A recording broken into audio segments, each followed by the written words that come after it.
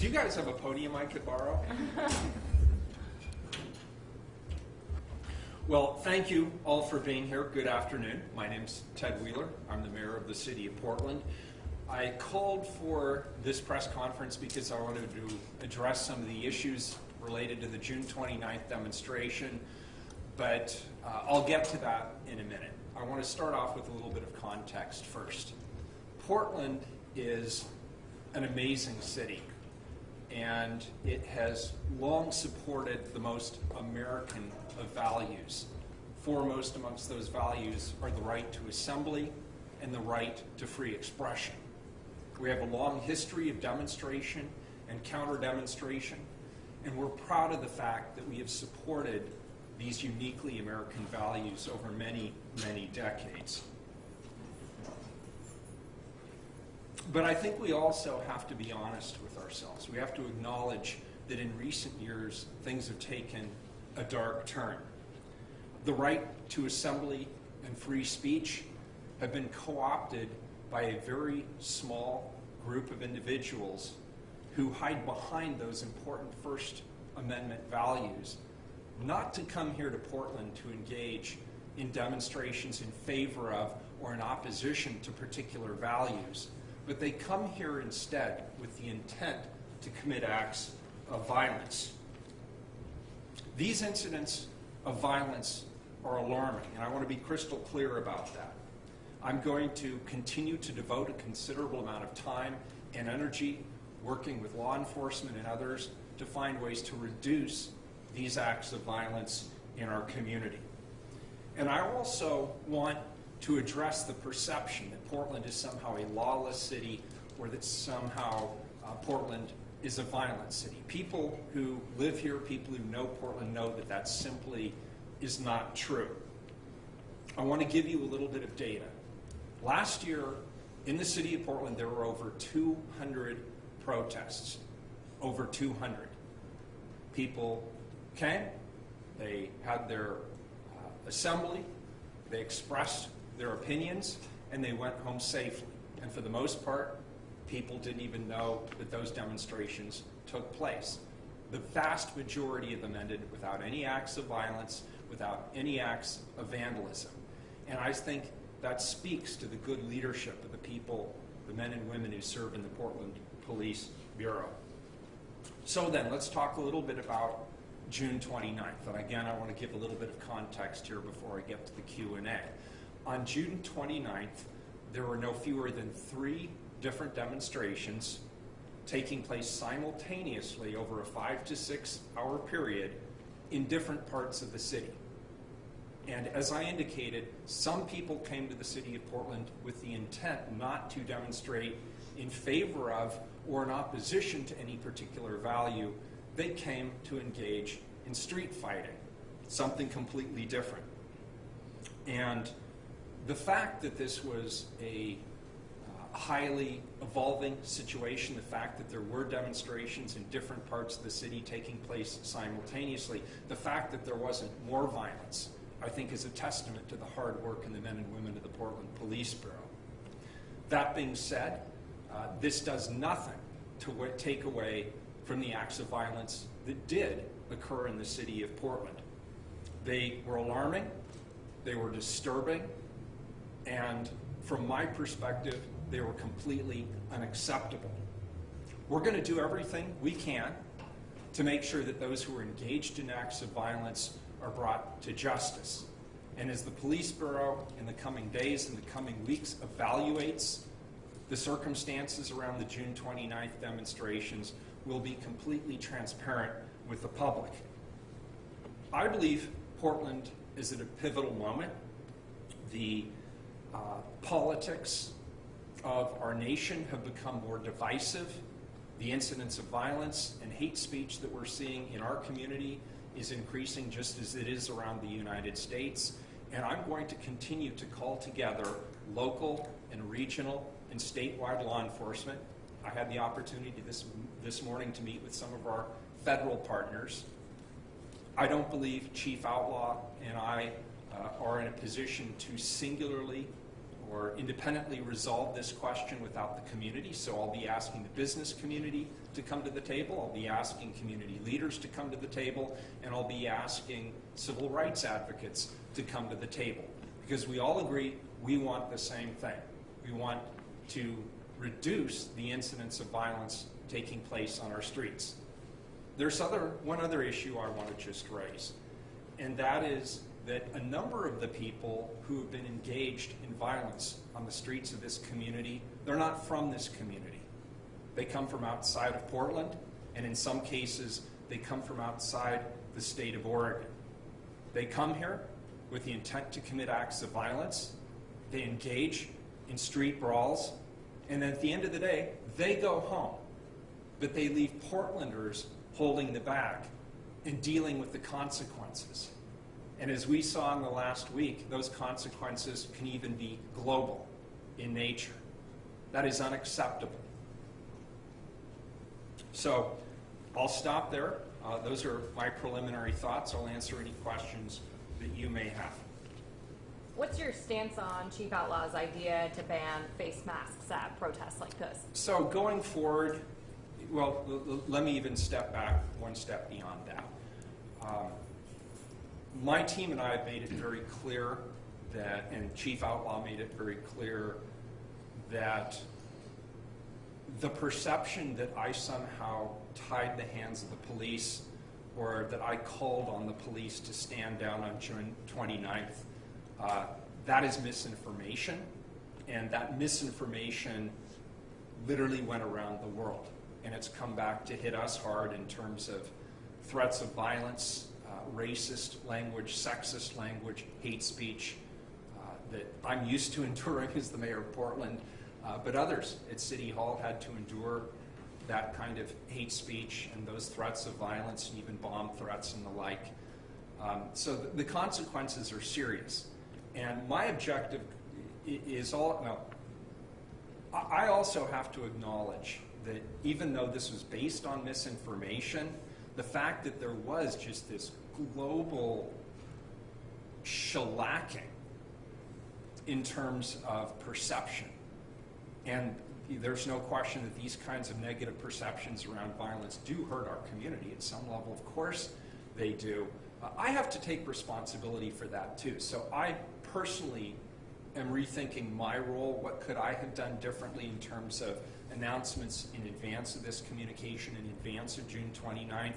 What could we have done working with our community partners, the business community, civil rights advocates, and others to make clear again the expectations that violence to a political end is never acceptable in the city of Portland.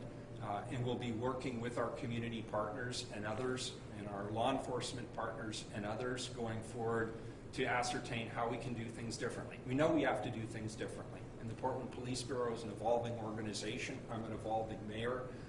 I don't believe we can stick with the same game plan and expect to have a different outcome than what we had on June 29th.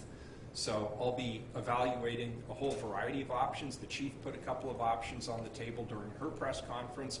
I have a couple of ideas. I know civil rights advocates have some ideas, and we'll be going through those and determining what we can do differently going forward. But what's your specific position on her? I don't have a specific position today. I want to hear more about it. I certainly heard it during the press conference. I heard some constitutional and potential legal questions that were raised. I want to have the opportunity to meet with her and work with her on her perspectives on it. So I'm not ready to have a position on it today. What are some of the other ideas that you might want to bring to the table? There are a number of ideas that we can bring to the table. I'm somewhat reluctant to get into a laundry list today. I'll give you more information later, but I know that my colleagues on the City Council and I need to have some conversations about how other bureaus can participate in keeping our city safe and helping keep potential opposing parties separated during demonstrations. That's, of course, always the goal of the Portland Police Bureau during a mass demonstration, is keep opposing parties, particularly those that want to engage in violence, separated.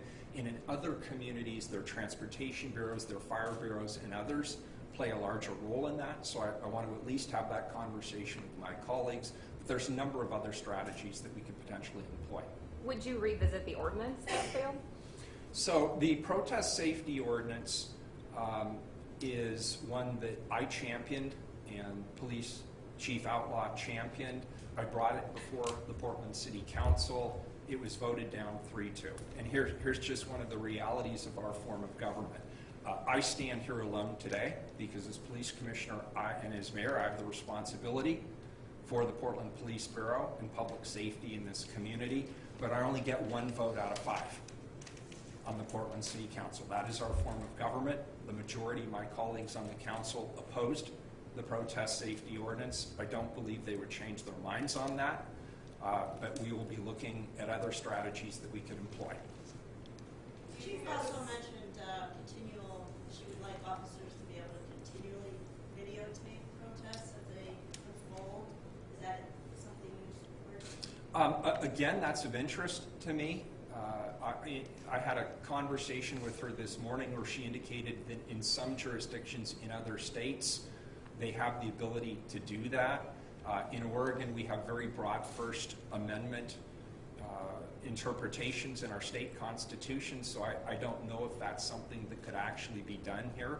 But the way I'm looking at this isn't which proposals today do I support, which proposals today do I not support. I think everything should be on the table, and we should have a thorough evaluation with our local and our regional and state law enforcement partners. We should have a conversation with the city council. We should include the business community and civil rights advocates and talk about what we're going to do differently to break up this cycle of people coming here to Portland to engage in semi-sanctioned street fights. It's not acceptable. Violence is not acceptable. So all of these conversations can happen, but we're approaching anniversaries of previous violent outbursts. We've got things potentially being planned in the coming weeks, in the coming months. So what's happening this summer while all of those conversations go on to keep people safe? Well, for June 29th, there was a pre-action conference where we had all of our law enforcement partners in the same room, and the broad principles were established that we would not accept violence. And my principles have been the same since the day I took office. Mitigate violence, vandalism, don't let people block transit, keep people off the bridges, overpasses, and freeways for everybody's safety. And beyond that, the incident commander makes the decisions and makes the calls in real time during any one of these demonstrations. No 2 demonstrations are the same. They're all different, and they all have a different feel. June 29th had its own complexities to it because it was happening simultaneously in different parts of the city. We learned, by we I mean the police bureau, my administration, and others in our local law enforcement community, we learned new strategies during every one of these, and I'm sure after we have our after-action conference, after the police bureaus had a chance to take a good hard look at what happened on June 29th, they will be doing things differently. And as I frequently said, I think it's in our best interest to be as transparent with the public as possible about what we're going to do differently. I think one of the things we should do differently, previously I've held a press conference in advance of demonstrations where we know there are people coming who have the intention of committing acts of violence, and we've stood with local and regional law enforcement partners, and we have said what is and is not acceptable and what our expectations are in terms of public safety. We did send out a statement prior to June 29th, but we thought it was redundant to have a press conference. In retrospect, I feel that was a mistake. I believe that the public needs to hear that reassurance that we do not condone violence, that we do not support violence, that the police bureau will be enforcing the law to the best of their ability. The public needs to hear that the police bureau, law enforcement professionals are in charge, not the mayor. And the fact that we didn't do that maybe helped feed into this global frenzy that somehow I, as the mayor, either called on the police bureau to back off or tied their hands in some way. That's just simply flat out misinformation. And so I think more communication earlier is one of the lessons that I've learned from the June 29th demonstration. But there'll be more. Those statements came from the police union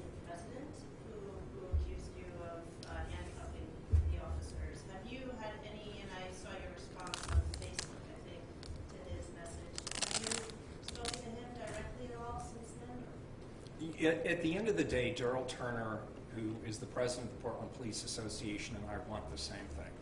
We want a strong and effective police bureau. We want to be able to recruit top candidates for the police officer positions. We want to make sure that the police bureau has the resources and the tools that it needs to be effective. But he crossed a line when he publicly stated in a Facebook message that I was not allowing the police to enforce the law. That gave license to people elsewhere, particularly in right-wing political circles, but as I say, this became a global phenomenon. They came back to his message as the proof that I had in fact handcuffed the police during the June 29th demonstration. By his releasing that statement, he contributed to the misinformation and the noise.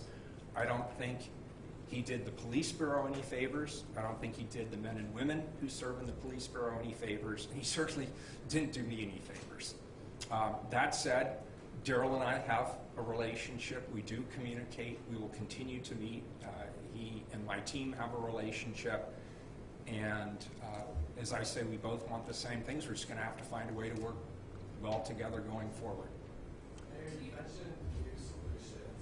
What about some of the, I think that the police bureau put out before the events of June 29th that none of these events were permitted. Are there already laws about having unpermitted marches and demonstrations? Yeah, and that's certainly one thing that should be on the table is the question, historically the city of Portland has not enforced the permit requirement. They have, however, required people to stay on the sidewalk and abide by all of the laws. That is certainly one of the issues that should be on the table for conversation as to whether or not we should more aggressively enforce the permit requirement. I know you said. I think the PPP's decision just said that cement milkshake tweet was responsible given rather thin evidence. The milkshake again. So the police were trying to give real-time information to the public. I think in retrospect, and now that we have the benefit of 2020 hindsight, we're doing a little bit of Monday morning quarterbacking, they would probably agree that the word may or possibly should have been included in that tweet. But their intention, I believe, was simply to give the public more real-time information in the interest of transparency. This has been a very persistent problem in the city. You tried to address it last fall with the protest ordinance. What have you done since then to get ahead of these situations as mayor? Well, we've done a number of things. Number one, we meet more frequently with our law enforcement partners. The Portland Police Bureau under Chief Outlaw has become far more adept at understanding the ebb and flow of these types of demonstrations. We have certainly become better, I believe, at identifying people and attempting to prosecute them after the fact if they engage in acts of violence and vandalism. And on the whole, again, I have to remind people, there were 200 demonstrations last year, and the vast majority of them, the Portland Police Bureau was able to maintain separation and maintain public safety and allow people to continue to exercise their First Amendment rights. But as I say, with this June 29th situation where there was violence perpetrated, that we have to continue to rethink our strategies. We have to continue to evolve. So there will be new ideas put on the table, and there will be new strategies implemented going forward. It seems like every time we have one of these, we just end up here talking about it. What's it really going to take? One of these happens, everyone's mad, we come back to the table with solutions, and it seems like we just continue to have this conversation. Well, indeed we do. We continue to have this conversation, and we continue to have some of the same people coming into our community to commit acts of violence. And again, we saw that to a degree that took place on June 29th, and I am committed as the mayor and the police commissioner to working with the police bureau and others to help mitigate these strategies.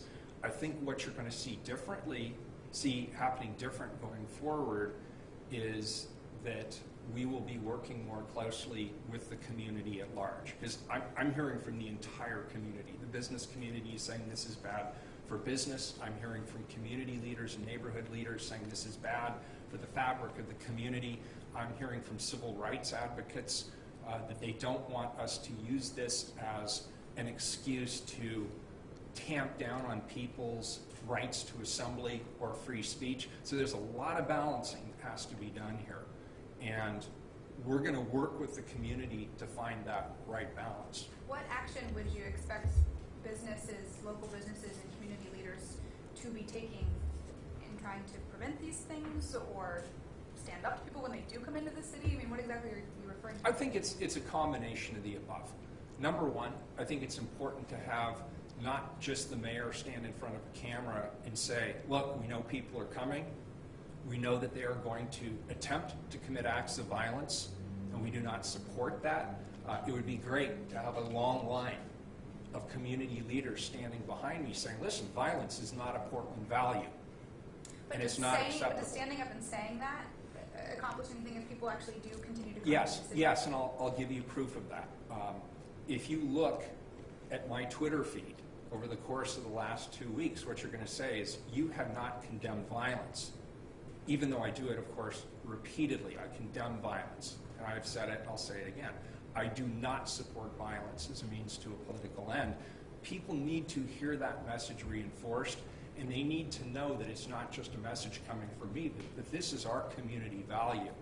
And it's been, I think, jarring to Portlanders to see news organizations and media folks and political pundits and others, not just nationally but globally, slamming the city of Portland and implying that this is somehow a lawless or a violent city, which we all know to be completely not true. We need to get that value out crystal clear to the world. That number one, it's not true, and number two, we're not going to tolerate it, and number three, if you come here to the city of Portland and you engage in acts of violence, the police bureau will do everything in their power, working with the district attorney and the courts and others, to prosecute you. It's unacceptable. So you've said that you want community leaders to stand behind you condemning these acts. How would you respond to James Buell, the chairman of the local Republicans, defending Joey Gibson in a civil lawsuit? I don't think he should. Joey Gibson, of course, he's an American. He's the right to counsel. I think it showed some odd judgment on the part of Mr. Buell to step forward and support somebody who comes to our community from Washington State. He's publicly stated in the past that he comes here with others who are often committed publicly to committing acts of violence. My understanding is Mr. Gibson at one point said that he came to Portland because he believed he could get people on the left to agitate against our local police officers. And he also did it in the context of a political campaign, a failed political campaign for the United States Senate. And I have to ask myself, what kind of person does that? I mean, the men and women that I know in the Portland Police Bureau, they give their all for this community. And to think that there's somebody who comes from a different state to our community to put the men and women of our police bureau in potential harm's way for his own political gain and publicity, that's beyond cynical. And so why Mr. Buell would think that's worthy of protection and why he would put the GOP seal on it's frankly beyond me. So this has been going on now in your third year of your term in office. This problem happens, and anytime basically there's a major protest in Portland, people have been injured. It's been hugely expensive to the city, which has a tight budget. Nothing has changed. Why should residents trust your judgment on this issue? First of all, I disagree with your characterization that nothing has changed. I think a lot of things have changed. Prior to my taking office, we had large mass demonstrations with widespread violence and vandalism. Not to in any way justify it or suggest that it's not important, but we have fewer incidents and they are more contained. And I believe the Police Bureau has actually done, on the whole, a very good job of maintaining separation. Their tactics for separation have become more effective, in my opinion. And Their efforts to collaborate with law enforcement at the regional and the federal level have improved significantly since that time. So I disagree with the characterization, Gordon, that nothing has changed. I believe things have changed, but things need to continue to change because there are still acts of violence taking place in our community. I want to say this too on a personal level. Andy, no, I believe that's how you pronounce his name. I apologize if that isn't right. He and I don't agree on much. He and I have certainly had our disagreements in the past, but on this issue, there is no light between us, none whatsoever. What happened to him was 100% wrong. The violence that was perpetrated on him was wrong. It was unacceptable and it was abhorrent. And I want him and others to know that that is my core belief. How have you been handling all the threats that you've received? The threats that I've received, I sort of take it in stride at this point, to be honest with you. When I wake up and I'm not threatened, I sort of wonder what's going on in the world. It's just part of being the mayor of a large West Coast city. We're a progressive city. People know that on the whole. You know, I'm speaking of the broad brush, that Portland's a progressive city. It obviously attracts people who are not progressive. They know that Joey Gibson, for example, and the Proud Boys and others, they know if they come to Portland, it will elicit a reaction. That's why they're here. That's why you don't see them in Vancouver, you don't see them in their home state or in their own communities. They come here because they know they will elicit a reaction. But for me, I just take it as sort of it's part of the job. People threaten to kill me. They threaten to blow up my house. They threaten my wife and my daughter who were sitting over there. They threaten my staff. They threaten public employees. They threaten to blow up City Hall. It's just sort of the world in which we live in. It's a divided world. And so I think my contribution to this, and maybe this sort of gets back to the question Gordon asked, why should the public trust me? Trust is earned. And what I hope they know about me is that that's not the world I want to live in. Mayor, you mentioned Proud Boys, Joey Gibson, Mr. No. Unless you haven't mentioned the word Antifa yet, I mean, do you have a message to those people? We do have a Rose City. Absolutely. You know, my message is the same to everyone. My message is the same. If you are coming here under the guise of First Amendment rights to assembly and free speech, but your actual objective is to commit acts of violence or engage in a street brawl, I absolutely condemn that 100%. Mayor, do you have a timeline of when you might have some more concrete solutions? You said you've had a number of ideas, you're working with community leaders, the business community, but do you have a time frame of when we might work some solutions? I don't have a specific time frame, but there is a sense of urgency that I have about this. That, you know, some of these same groups have already arranged to come. I think they're planning one in front of my house, which is kind of ridiculous, and I think another one's planned somewhere downtown in the coming weeks. And so I have a sense of urgency. I don't have a specific time frame. You said you met one more question. Real quick. You met with federal partners this morning on this subject. What do you think their role is? Do you think there should be federal prosecutions, or what was discussed? So Bill Williams and others met with me as a statement of support. They want to be helpful in any way that they can possibly be helpful. They understand the dynamics of local law enforcement and the complexity of managing mass demonstrations and containing violence, particularly when you don't know where it's going to break out and it happens in different parts of the city simultaneously. So I appreciated the opportunity to brainstorm with him. We talked through some potential legal strategies at a hypothetical level. We talked through some potential tactical strategies. The chief outlaw was there. And again, I don't call tactics. That's the chief and the incident commander's responsibility. But we talked through, at least at a high level, I would characterize it as a brainstorming session as opposed to coming in with a particular agenda.